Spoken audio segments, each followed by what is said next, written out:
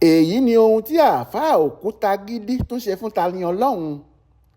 Lọ́jọ́ ajé Monday ọjọ́ 15 oṣù kínní yìí ní ìdùnnú ṣubú layọ̀ fún gbajúmọ̀ oníṣẹ̀ṣe òní Abdulazeez Adégbọlá tí gbogbo èèyàn mọ̀ sí Tani Ọlọ́run pẹ̀lú bí àáfàá Òkútagídí ṣe wọ́gi lé ẹjọ́ tó pè é sílé ẹjọ́ upper area tó fìkàlẹ̀ sílùú Ìlọrin. Èyí wáyé látàrí ìgbésẹ̀ tí olùpẹ̀jọ́ ìyẹn àáfàá Òkútagídí gbé nípasẹ̀ àwọn agbẹjọ́rò rẹ̀.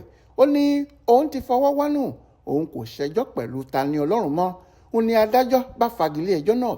Tẹ́ ò bá gbàgbé, lọ́jọ́ 19 oṣù kejìlá ọdún 2023 tó kọjá ní ìpàdé àlàáfíà kan wáyé láàrin Tani Ọlọ́run àtàwọn àáfàá Ìlọrin tí wọ́n sì fẹnukò pé ìjà ti parí tí àlàáfíà sì jọba. Látìgbà náà làwọn ènìyàn ti ń tẹ́tí léko láti mọ ohun tí ìpàdé àlàáfíà náà yóò bí ní ilé ẹjọ́. Ṣùgbọ́n ohun tó ṣẹlẹ̀ nílé ẹjọ́ ọjọ́ ajé yìí fi hàn pé lóòótọ́ àlàáfíà ti jọba.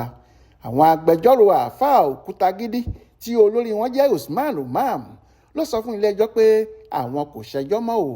Wọ́n ní ìpinnu yìí ṣe pàtàkì nítorí olùjẹ́jọ́ náà ti pegedé lórí àwọn gbèdéke tí àwọn gbé kalẹ̀ fún un. Adémọ́lá Banks tó ń dúró fún Tani Ọlọ́run náà fẹnu sí pé ìpàdé àlàáfíà tó wáyé ọ̀hún ti yanjú aáwọ̀ tó wà láàrin wọn.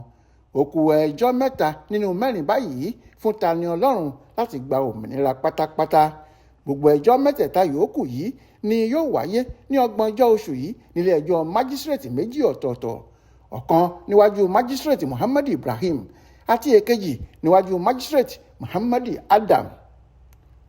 Ibrahim Alágúnmu ló ṣàkójọpọ̀ ìròyìn ọ̀hún fún Aláròyé online television.